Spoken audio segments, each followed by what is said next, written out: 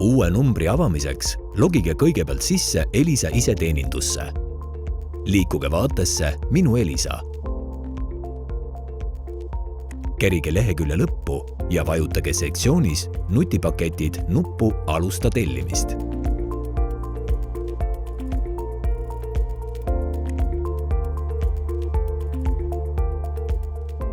Avaneb paketivalik.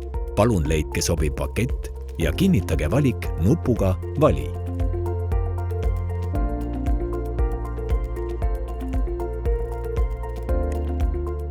Valige vabade numbrite seast sobiv number ja SIM-kaardi tüüp. Seejärel vajutage nuppu Edasi.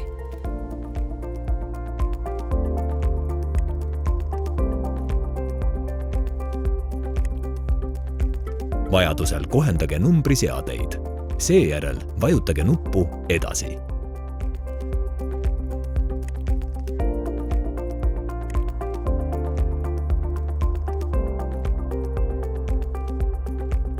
Soovi korral saate tellimusele lisada seadmeid. Alternatiivina vajutage nuppu Ei soovi seadet.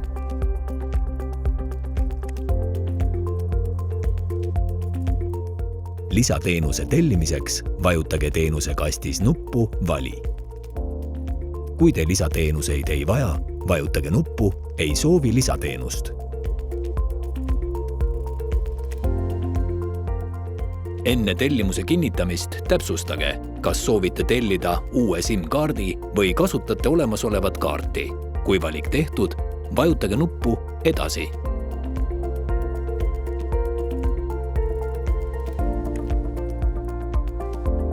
Kontrollige oma kontaktandmeid ja vajadusel valige tarneviis. Vajutage nuppu Edasi.